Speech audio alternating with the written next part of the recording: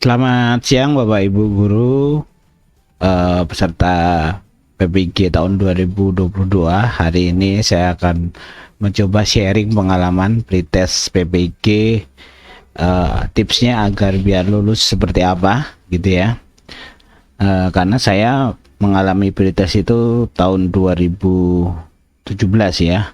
Pretest tahun 2017 itu saya ikut PPG tahun 2017. Kalau dulu saya tidak PPG secara daring, tapi PPG secara tatap muka itu di Universitas Negeri Yogyakarta, UNJ ya. Kebetulan saya mengampu atau PPG Teknik Komputer dan Informatika TKI itu di Yogyakarta sekitar 3 bulan gitu ya. Tapi sebelum ke sana saya terlebih dulu sama seperti Bapak Ibu guru semua sudah lulus pemberkasan atau sudah lulus administrasi, maka yang kedua itu harus lulus pretest agar ditentukan menjadi peserta PPG ya. Pada tahun 2022 ini hampir sama ya, prosesnya seperti PPG sebelumnya, itu harus mengalami namanya pretest PPG ya, kemampuan akademik tentunya. Kalau kemarin isunya tidak ada tes pretest ya, tetapi ternyata juga ada, walaupun waktunya diundur, tidak tahu kapan akan bergulirnya, tapi sudah diumumkan calon-calon yang lulus seleksi berkas gitu ya, artinya sudah memenuhi syarat untuk menjadi peserta pretest PPG tahun 2022 tahap 1. Yang tahap 2 belum ada infonya, tapi sudah dibuka gitu ya sampai tanggal 21 Maret kemarin. Pengalaman saya ikut pretest PPG itu sangat unik ya gitu ya, karena saya juga baru dua kali ya. Yang pertama itu adalah UKG dulu ya, tahun 2015 itu UKG secara umum ya, UKG uji kompetensi guru itu tahun 2015. Kemudian tahun 2017 saya berkesempatan untuk mengikuti PPG dan pretest ya. Kalau dulu kan langsung kita pretest dulu sebelum pemberkasan, itu malah pretest dulu ya. Kalau sebelum pemberkasan, kalau sekarang agak kebalik ya, pemberkasan dulu sudah memenuhi syarat baru pretest. Kalau dulu saya pretest dulu, kalau sudah lulus baru memenuhi syarat mengumpulkan syarat-syarat berkas-berkasnya ke dinas, sudah setujui baru nanti ditentukan tempat untuk PPG-nya. Oke. Sebelum ke sana, jadi materi pretest itu untuk seleksi akademik itu apa saja sih? Yang pertama itu ada namanya tes materi profesional. Profesional itu artinya materi yang Bapak Ibu ampu ya. Kalau Bapak Ibu guru matematika ya berarti tentang pendidikan matematika sesuai dengan jenjangnya SMP, SMA atau SMK gitu ya. Misalkan Bapak Ibu guru PGSD gitu ya, maka tentang kemampuan profesional pelajaran PGSD gitu. Kemudian yang kedua, tes materi pedagogik ya, materi pedagogik. Kemudian tes potensi akademik berbasis komputer ya. Jadi ada 3 kali tes ya. Pertama itu tes profesional atau tes pedagogik, tes potensial akademik berbasis komputer, itu ada 100 soal ya, 100 soal. Dan itu untuk kelulusannya itu kalau saya dulu 75 Bapak Ibu ya. Kalau sekarang nggak tahu saya berapa kira-kira untuk batas minimal dari nilainya itu ya. Kemudian yang terakhir nanti ada tes wawancara gitu, tes wawancara. Kemudian materi-materinya, yang pertama untuk isi-isi kemampuan profesional itu yang pertama yang jelas penguasaan terhadap materi pelajaran yang diampu ya. Berikut struktur, konsep dan pola pikir keilmuannya. Jadi Bapak Ibu harus menguasai dari strukturnya, struktur keprofesional Bapak Ibu guru. Kalau matematika ya matematika, konsepnya, pola pikirnya ya. Kemudian Yang kedua, penguasaan terhadap standar kompetensi pelajaran ya, kompetensi dasar KD, dan tujuan pembelajaran dari suatu pelajaran yang diampu ya. Jadi kalau Bapak Ibu biasa untuk mengajar dalam satu mata pelajaran, saya kira itu sudah mengenal ya. Artinya kalau Bapak Ibu sudah masuk ke peserta PPG dan lulus tes, pemberkasan untuk peserta PPG, maka Bapak Ibu pasti akan sudah lama mengajarnya, pasti itu ya. Pasti lebih dari 2 atau 3 tahun atau 4, mungkin 5 atau lebih gitu ya. Jadi Bapak Ibu mungkin sudah hafal dengan SK, standar kompetensi, kemudian kompetensi dasarnya dan tujuan pembelajaran, karena setiap tahun kita akan membuat RPP ya, RPP dari mata pelajaran yang kita ampu. Kemudian yang ketiga, kemampuan dalam mengembangkan materi pelajaran dengan kreatif sehingga bisa memberi pengetahuan yang lebih luas dan mendalam bagi peserta didik. Jadi pengembangan dari materi-materi dengan kreatif ya, dan pengetahuan yang lebih luas itu Bapak Ibu guru yang tahu, yang bisa mengukur ya, karena Bapak Ibu guru semua yang mengalami atau mengajar dari mata pelajaran tersebut. Kemudian yang keempat, kemampuan untuk bertindak reflektif ya, mengembangkan keprofesionalan secara berkelanjutan. Jadi ini seperti kayak MGMP itu ya, itu sebenarnya membantu sekali untuk mengembangkan keprofesionalan kita yang berkelanjutan gitu ya, dan terus belajar tentang kemampuan dari keprofesionalan kita. Secara umum Bapak Ibu guru sudah 4 tahun belajar tentang keprofesionalan itu selama kuliah ya, 4 atau 4,5 tahun atau 5 tahun selama kuliah S1, dan ditambah dengan Bapak Ibu mengajar, itu pun sebagai pengalaman yang tidak bisa dibeli oleh siapapun gitu ya, karena itu pengalaman Bapak Ibu semua, dan itu menjadi modal yang kuat untuk kompetensi profesional. Yang kelima, kemampuan dalam pemanfaatan teknologi dan informasi serta komunikasi dalam proses pembelajaran dan juga pengembangan diri. Saya kira setelah pandemi ini Bapak Ibu guru semua sudah memanfaatkan teknologi informasi ya untuk pembelajaran ya. Kalau dulu mungkin secara daring tatap muka, mungkin ada Bapak Ibu tatap muka ya, secara tatap muka PTM gitu ya, tatap muka, mungkin dulu Bapak Ibu guru jarang ya memanfaatkan, atau sebagian besar juga sudah gitu ya. Tapi selama pandemi 2 tahun ini terakhir ini tentunya sudah memaksa kita untuk terus belajar tentang pemanfaatan TIK gitu ya dalam proses pembelajaran. Itu untuk kompetensi profesional Bapak Ibu ya, ada 5. Yang pertama itu adalah Bapak Ibu guru harus paham dengan struktur, konsep, dan pola pikir keilmuan tentang Bapak Ibu guru yang ajarkan. Kemudian paham tentang standar kompetensi SK dan kompetensi dasar dan juga tujuannya. Kemudian yang ketiga, Bapak Ibu mampu mengembangkan materi pembelajaran yang kreatif ya. Kemudian yang keempat, reflektif untuk pengembangan profesionalan, jadi belajar terus menerus ya, baik dengan teman, MGMP dan seterusnya. Yang kelima itu pemanfaatan teknologi dari pembelajaran yang kita lakukan sesuai dengan mata pelajarannya. Kemudian yang kedua, materi yang kedua itu adalah pedagogik, kompetensi pedagogi guru.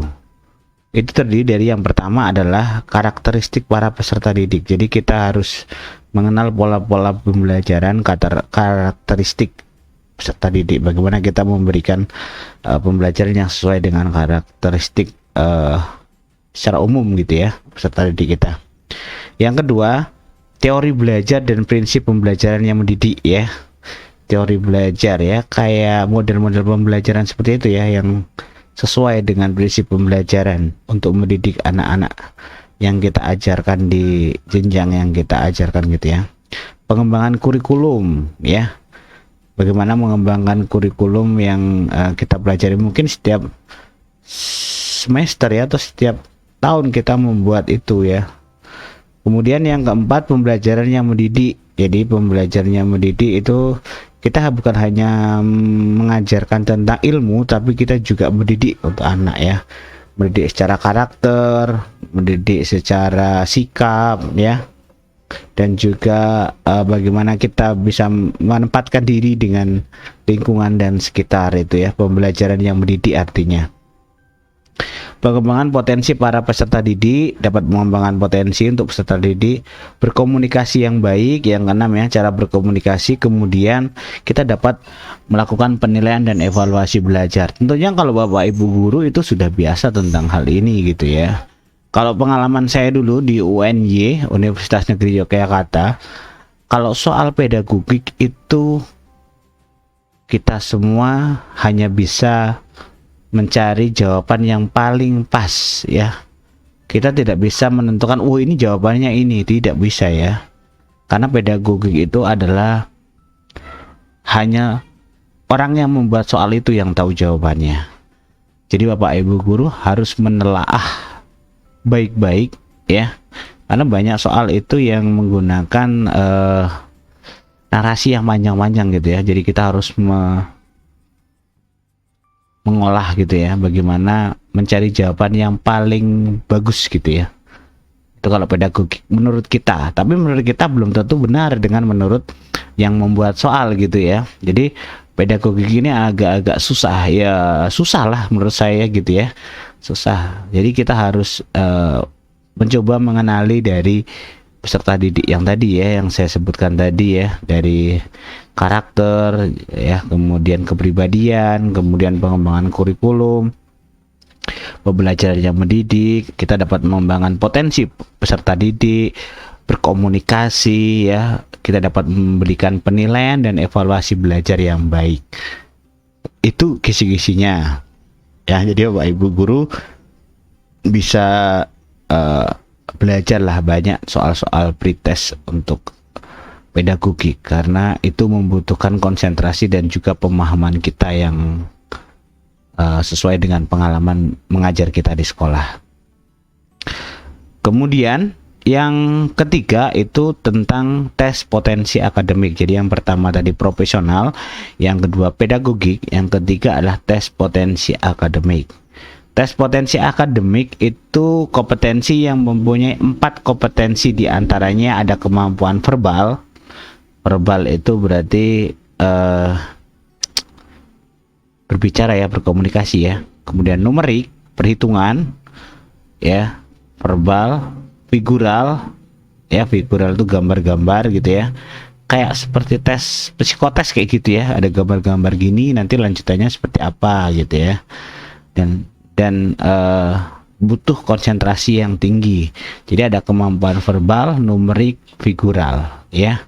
Kemudian beberapa subkompetensi yang diprediksikan seperti hubungan kata. Jadi kayak sinonim, antonim dan seterusnya gitu ya. Analitis, logis, deret aritmatika, hubungan bentuk, serial dan seterusnya. Kayak tes kayak tes lamaran kerja gitu lah gitu ya. Kalau kita tes psikologi gitu ya. Tes gitu ya. Jadi dan jawaban ini, tes potensi akademik ini itu menurut saya yang juga berat gitu ya, karena kita di psikotes ya, kayak psikotes itu kita harus memahami secara verbal, numerik, perhitungan ya, figural, gambar-gambar gitu ya, dalam bentuk yang lebih banyak gitu ya. Kita harus memahaminya, kita harus berpikir secara logis, analitis gitu ya. Kita memahami, kalau verbal memahami hubungan kata, kalau numerik ya analitis, logis, deret aritmatika, kemudian kalau figural itu kayak bentuk, serial dan seterusnya. Jadi Bapak Ibu guru silahkan untuk mencari sumber-sumber yang bisa dipercaya ya, soal-soal yang bisa menjadi bimbingan kita. Kita harus banyak latihan Bapak Ibu guru ya. Kemudian total pretestnya itu adalah 100 soal ya, dari soal profesional, kemudian pedagogik, kemudian tes potensi akademik itu ada 100. Tapi yang paling banyak itu adalah tes profesional ya. Kalau saya kemarin tes profesional tuh sekitar 70 Bapak Ibu ya, pedagogik 15, kemudian tes potensi akademik juga 15. Jadi yang paling banyak adalah tes profesional dari mata pelajaran kita. Tapi semuanya saling keterkaitan. Untuk skornya saya juga tidak tahu gitu ya, berapa bagaimana skornya. Yang penting kita belajar 3 hal itu Bapak Ibu ya. 3 hal itu, yang pertama adalah pedagogik, yang kedua adalah profesional, yang ketiga adalah tes potensi akademik. Nanti Bapak Ibu silahkan cari aja di modul-modul atau soal-soal di Google, banyak sekali ya. Kalau Bapak Ibu guru punya ikut pelatihan juga boleh, silahkan. Yang intinya adalah Bapak Ibu harus belajar lagi. Kalau Bapak Ibu hanya mengandalkan pengalaman, hanya mengandalkan kemampuan kita hanya sampai di sini, saya kira susah untuk pretest ini. Karena pengalaman kawan-kawan saya itu ada 3 orang itu sudah beberapa kali ikut pretest tidak lulus juga gitu ya. Ikut pretest itu tidak lulus juga, jadi agak susah gitu ya pretestnya itu. Jadi kita harus mempersiapkan diri. Kalau saya dulu download kisi-kisinya, kemudian saya cari materinya, kemudian saya cari contoh-contoh soalnya. Itu yang paling pas lagi tips, agar tips untuk lulus itu kalau saya dulu ya Bapak Ibu. Jadi saya download dulu materi-materi kisi-kisinya yang resmi dari PPG, laman PPG Kemdikbud.go.id. Nanti silakan, nanti sebenarnya sebelum pretest itu biasanya ada kisi-kisinya ya. Jadi silahkan Bapak Ibu belajar sesuai dengan mata pelajarannya, sesuai dengan keprofesionalan kita. Di situ Bapak Ibu cari materinya. Misalkan saya kan ngajar TIK kalau dulu, tapi sekarang saya ngajar TKJ ya, SMK TKJ. Tapi itu kan linear dengan TIK. Karena saya dulu tes PPG-nya TIK gitu ya. Saya mencari materi-materi TIK untuk, kebetulan dulu saya pas waktu PPG itu ngajar SMP gitu ya. Jadi saya cari materi-materi itu, dan ternyata tidak hanya pelajaran SMP yang dikeluarkan ya, SMA, SMK juga dikeluarkan dari kisi-kisi itu. Nah, kalau Bapak Ibu misalkan jenjang matematika ngajar di SMP, belum tentu materi SMP saja, bisa jadi SMP, SMA, SMK keluar ya. Maka sesuai dengan kisi-kisinya Bapak Ibu guru ya, jangan berhenti belajar ya, jangan menganggap bahwa kita harus tetap belajar dan terus belajar mengembangkan diri. Tanpa belajar dari kisi-kisi itu pasti kita akan susah. Kayak materi saya dulu misalnya kelas 7 sekarang SMP ya, di kisi-kisi itu ada pelajaran namanya database access gitu ya, padahal di materinya tidak ada ya. Saya tidak ajarkan di kelas jenjang SMP, tidak ada. Itu pelajaran yang sudah ke SMK, database gitu ya, RPL gitu ya, masuk ke situ dia. Tapi di situ kisi-kisinya ada. Nah, saya gimana caranya? Ya saya membuka kembali, belajar kembali, melihat tutorial, mencari informasi tentang Microsoft Access itu, bagaimana membuatnya, bagaimana mencarinya, bagaimana menciptakannya gitu ya. Gitu. Maka dari kisi-kisi itu sangat membantu kita untuk bagaimana bisa belajar ya, tidak sembarangan gitu ya kita belajar pedagogi profesional, karena kita belajar semua banyak sekali Bapak Ibu ya. Matematika materinya apa saja banyak sekali, IPA banyak sekali, IPS apalagi gitu ya. Kayak saya TIK, perkembangan teknologi semakin cepat ya, harus menyesuaikan gitu ya belajarnya itu. Maka saya mencari kisi-kisi yang sesuai dengan patokannya, itu kisi-kisi yang resmi dari laman PBG Kemdikbud.go.id gitu ya. Kita cari kisi-kisinya di sana sesuai dengan mata pelajaran yang kita ampu gitu. Itu tips untuk pretest PPG Bapak Ibu ya. Nanti next video semoga video ini bisa bermanfaat untuk Bapak Ibu guru yang mau pretest PPG di tahun 2022 ini. Ini tips pengalaman pribadi saya waktu dulu pretest tahun 2017. Jadi dari 3 materi pokok besar itu profesional yang paling banyak ya. Kalau pedagogi kita hanya butuh penalaran, butuh pengalaman, butuh belajar kembali tentang pedagogik. Kalau Bapak Ibu guru dari jurusan keguruan, saya kira itu sudah biasa ya pedagogik ya, gitu. Itu harus banyak. Kemudian kalau tes potensi akademik itu lebih ke penalaran Bapak Ibu ya, seperti tes psikotes, seperti itulah, psikotes seperti itu.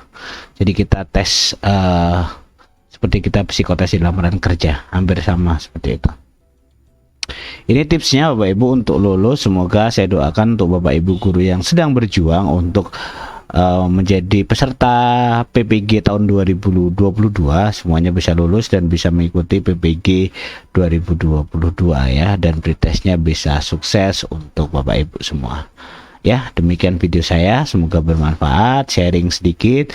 Next video nanti saya akan men-sharekan kembali bagaimana proses dari pelaksanaan PPG dalam jabatan ya, karena saya sudah mengalami PPG tahun 2017. Nah, kebetulan tahun 2020 kemarin saya juga mendampingi kepala sekolah saya itu mengikuti PPG yang daring ya, karena sudah pandemi jadi daring. Beliau full daring dari sekolah gitu ya, dari pembelajaran yang profesional pedagogik sampai ke PPL, sampai ke UP ya gitu ya, sampai ke UKIN gitu ya. Nanti saya akan jelaskan setelah video next video ya. Jadi Bapak Ibu selamat yang sudah lulus untuk menjadi peserta pretest PPG. Semoga Anda bisa lulus dan tetap belajar Bapak Ibu, belajar dari kisi-kisi, karena belajar dari kisi-kisi itu adalah yang dikeluarkan soal-soalnya, tidak jauh berbeda dari situ Bapak Ibu ya. Semoga bermanfaat video ini dan tetap semangat dan terus belajar, karena belajar itu tidak ada habisnya. Oke, gitu saja, terima kasih, selamat siang, semoga bermanfaat. Jangan lupa like, subscribe, dan share video ini, semoga bisa memberi manfaat untuk banyak orang. Dan juga jangan lupa follow IG saya di atas ya, Agustinus Priadi 65. Oke, terima kasih, selamat siang, dan sampai ketemu lagi. Bye bye.